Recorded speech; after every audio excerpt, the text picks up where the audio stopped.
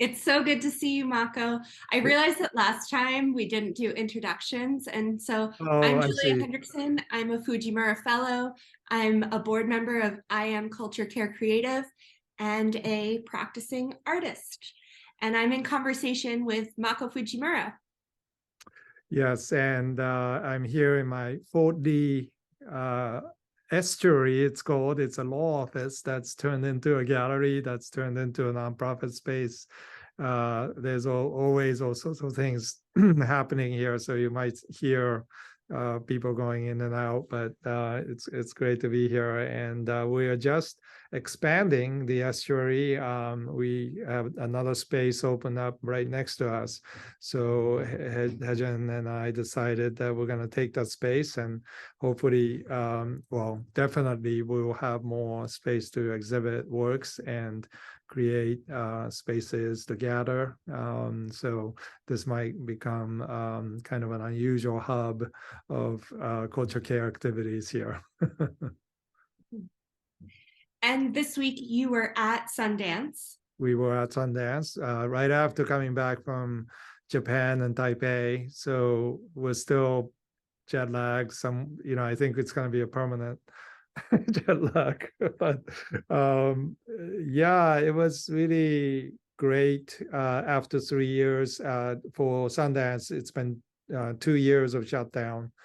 And so they had their previous Sundance experience remotely, which actually was good for them because it expanded their territory quite a bit and they have more people participate that way.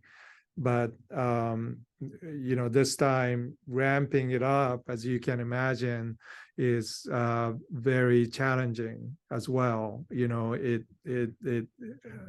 think we can all share in this moment that when we went through the shutdown and we think, well, we can just get back on track, that's not the case. The world changes and technology changes, and hybrid workplace to hybrid conferences to hybrid church, everybody is kind of had to adjust, and Sundance is no different. But what we experienced was pretty much what we had before, very much the same kind of type of programming. But what I felt like was coming out of this circle of independent filmmakers is a lot of new forms are coming out, including the short form, which is the hardest thing to fund, right? It's not something that's easily fundable. But because of Instagram and because of social media, it can reach so many more people. So, the people we had interacted with, some of them, like Ben Proudhood, who came out of circles, but he's from completely outside of faith community circle, won the Oscar for a short documentary that was debuted at Sundance through Windwriter team, our family there. And it was just incredible to see how quickly these young filmmakers are coming out and making impact. And I'm sure he'll be tapped for something major, next. But really gifted people. So it was great to see everybody after 2 years. And I think as you're talking about all of that change, and even as you're experiencing an accelerated travel schedule, something that I've been in conversations about with people is, how do you maintain and sustain your studio practice? Yeah, great question. Your life as an artist, how are Yeah. you faithful to it in the midst? Yeah. I'm always painting in my head, so it seems like traveling is a luxury of expanding my studio practice rather than fighting against it or feeling like I'm not doing this or that. And I was in Japan at Hiratsuka Museum, where one of my pieces is exhibited in part of a exhibit.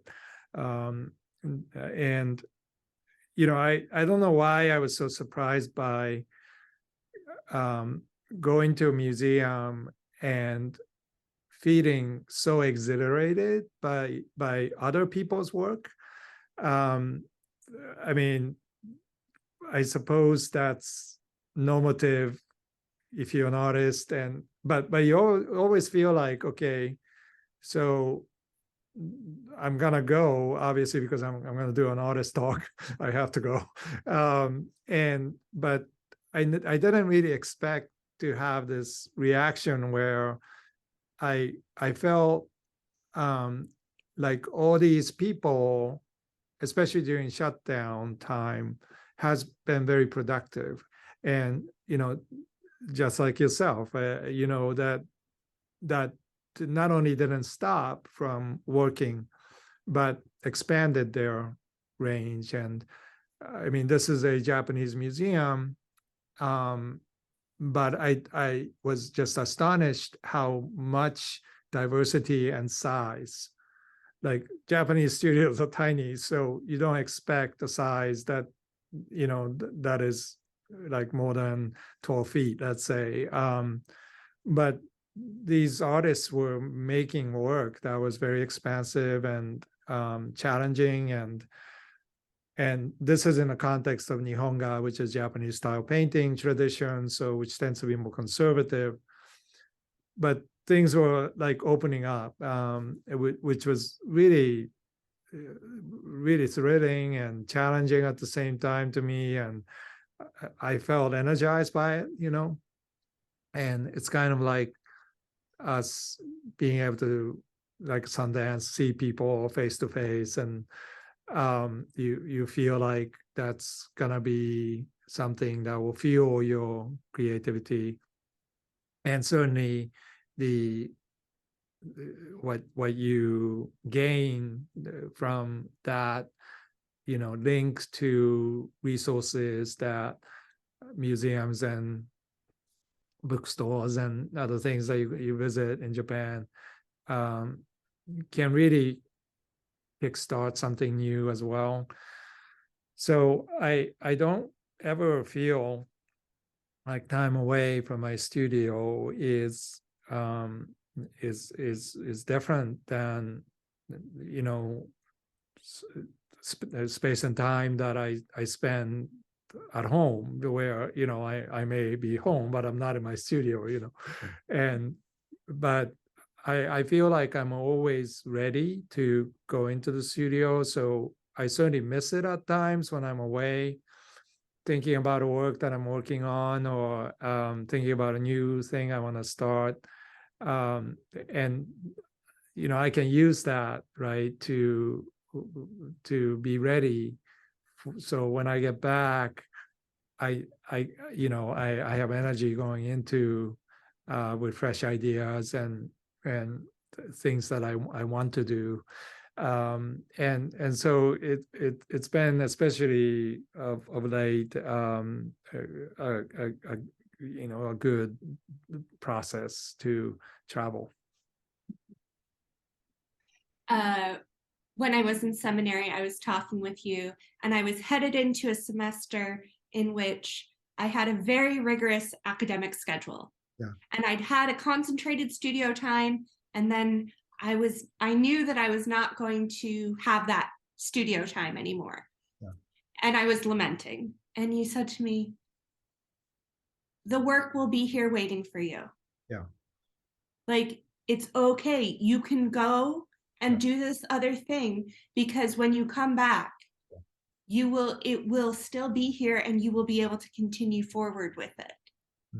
And all of those other things, it's all informing the work that you're doing in the studio. All of life is the studio. That even sounds if it's not pigment on surface. right. That sounds like real wise words that I don't remember saying. So that must have been the Holy Spirit, It was definitely a good moment, and I was able to share it with a fraught student, like another, and so I wanted to share it publicly, like, because it was very helpful to me in that moment. And I think that it's helpful to others when we do recognize we're not always going to have 24/7 studio access. Right. And I think we were just talking about this with some fellows, but there's a sense in which art reverses time and or redeems time, and it's a really interesting reality that I've experienced many times, where even if you're not in the studio working, first of all, you're always working as an artist, but there's a sense in which your faithfulness to yourself, the authentic life that you can live, even if that's limited. I remember this as a father, spending so much time to raise my kids. I never felt like I was losing time, and certainly if you think about the logistics of, how many hours you have to complete a project, yeah, I have less of it, but I felt not in artistic terms I was losing anything, but I was gaining something, from the experience, and those are not just good things, they're hard things, that comes along, and so I don't, I wonder if there's, I'm sure there's probably resources out there that we can tap into to talk about creativity and imagination being something that is not affected by scarcity realm. But I do experience that constantly, that time is not wasted when you live fully into what you're doing, and but on the other hand, I wonder if discipline of a studio practice, right, establishing that regular rhythm allows for that, it's we may not have a landing place creatively, and so I've always encouraged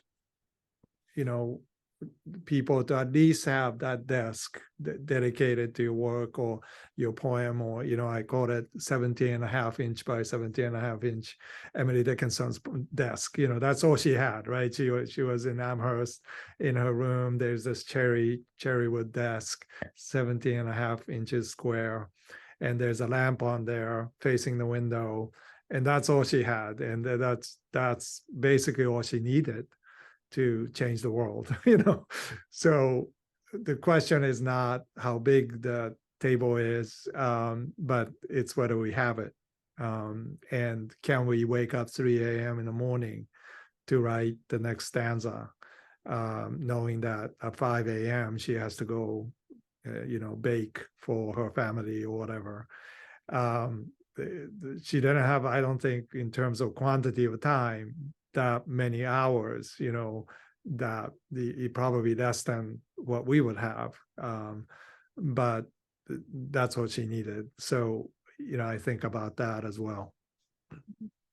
Yeah, so it's not only the perpetual orientation towards the studio and the cultivation of an idea, but also a focus that can then happen, a pinhole of pinhole.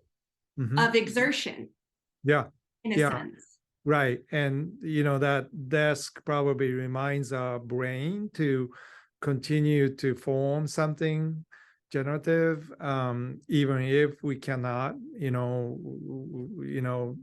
for various reasons. I feel like her poems are full of these moments of pause where it's almost like she is she had to hold all that in, and all of a sudden in a spurt of, let's say, 30 minutes, she's able to articulate that into the world, and that it has that kind of an energy. And I feel like when I'm away from the studios, when I come back, that first stroke or whatever, first gesture feels such a release, because that's how I'm made. I need to be in the studio, painting, and but there's this rush of energy that it seems to me is so healing, and it's also I almost have to pull back and discipline myself not to go overboard, because I'm so excited, right? And that's a great experience as well. So I look forward to getting back, and working. Yeah. Do you want to talk for a moment about Created to Create? Yeah. So I mentioned this in my book, Theology of Making, Art and Faith book, how, we're not just Homo sapiens. Yeah, thank you. Homo sapiens, we're not human beings because we know things, but we are also Homo faber. We are made to make, and we are created to be creative. Now, people who may not believe in the origin of God, or religious in that sense, may struggle with knowing what that means. But I think instinctively and intuitively, every person knows this. And the reason why I can say that is because I've experienced so many times that in vulnerable, honest spaces, people are waiting to be humbled by the experience of the mystery of life. And at Sundance, we interview so many people, and it's often people outside of religious communities, but dedicated to their craft, right? Anybody who's been humbled by craft or making, they will tell you. One filmmaker said, a young filmmaker who just won the Oscar, said that, whenever I make documentaries, I am listening to people, and I'm in a listening mode. And that humbles me. Like, actually, I'm not just telling my story, I am telling their story, and their story transforms me. It's not that I get to transform them or transform the audience. I want to capture what is transforming me. And I am growing in my empathy, she said, every time I do that. And that's what makes a good film. And I don't think, I don't know her background at all, but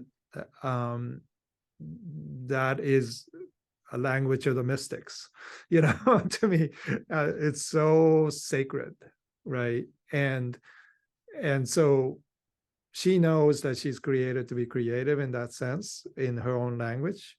What she said was very much, what I would call theology of new creation, when we can assume that we are invited into this dance that has been inviting us from the beginning of time, let's say, rather than we're just accidental beings. We have to will ourselves to create the future, that we can be challenged to listen rather than screaming at the void, right?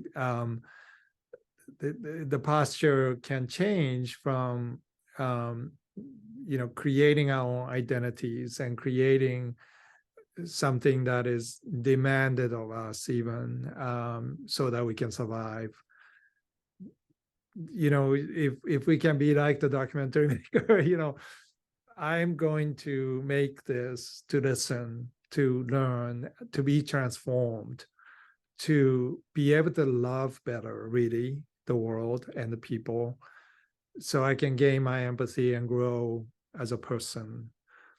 That's really, to me, the work of culture care is to tend to the soil of our souls, so that that kind of thing can happen, and for young makers, or even all of us, we need an environment where the assumption is that, where we don't even have to talk about it, because it's everybody assumes we're created to be creative. Everybody's voice matters, and whatever we're creating, it can benefit the others in their creativity, right?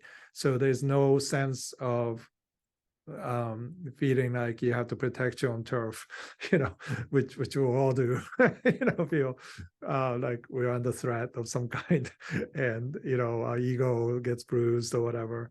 But if the community believes that we are all open sourced, in a sense, that we can share generatively and generously, into the collective whole, and let that be a stimulus to finding a voice and finding a expression, rather than being afraid that somebody's going to steal our ideas and all of that. I wonder, what kind of community that will be, where created to be creative idea can be manifested. Yeah. And along this idea of intentional observation and relational understanding, Georgia O'Keeffe said, to see a flower takes time, like to have a friend takes time. That's beautiful. And it's this relationality in our observation, in our willingness to be in conversation with another, not just as a deluge of our own torrent of life, but as a baptism of that other person's being as well. And that's a basis of community. Yeah. And so then, as Homo Faber, creatives that are called to create, we can also construct that community, which allows for that attentive listening. Yeah, and that's a great thought into, perhaps what we're doing is creating portals that allows for this genuine community to be created. As much as visual artists, we're so caught up in expression of ourselves, right? As self-expression or solitary activity, as it seems. I especially wonder during the pandemic, like I can't see myself isolated from the world because I'm isolated from the world. It's kind of like I have to assume just simply that somebody's going to see this work at some point, even if they don't, like I just have to assume that, because otherwise, it just feels like you're creating work for yourself, and that may be fine for some people, but I felt so acutely aware that I need to do my work so that it can last, so that many people can have the opportunity to respond, and their children hopefully will respond in a new way, that continues to grow in the gift of time.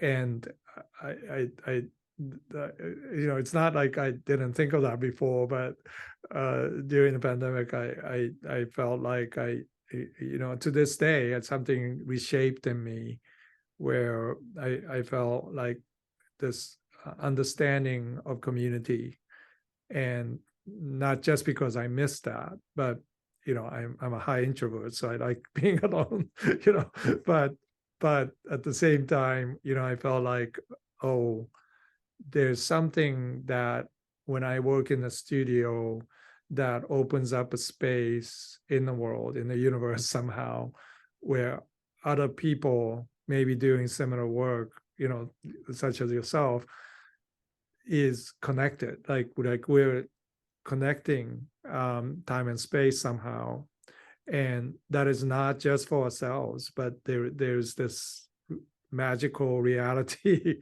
a portal that opens up where other people sense that and are invited into that space, and we will only know when that's actualized in some way, but that I felt very strongly that in some sense, when we make, time collapses and things open up, and even if I am doing things alone in my studio, it matters to the world. Yeah. Thank you.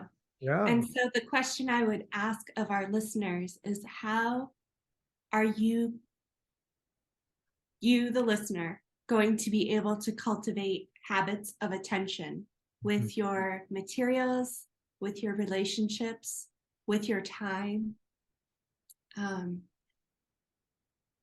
It is my hope, it is my blessing that you see it expand Yes. into these portals towards a new creation. Take care. Yeah, and what we do matter in every sense of that. It matters because it is a matter. It is object, right? Hopefully, we're making something concrete, but it matters in a larger sense where time and space can resonate with this and sends out signals out there that we can't even understand fully. But I do feel that is more and more not only relevant, but it's more visible today. And part of social media is to be able to amplify some of these signals, but it's not yet where we find that to be source of life and generative. So hopefully this kind of conversation will help a little bit toward that. Amen. Okay.